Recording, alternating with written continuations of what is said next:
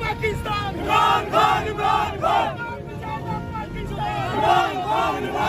मेरा यार नंबर 804 पाकिस्तान जिंदाबाद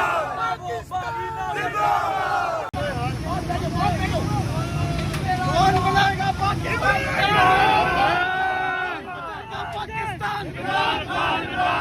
कौन बचाएगा पाकिस्तान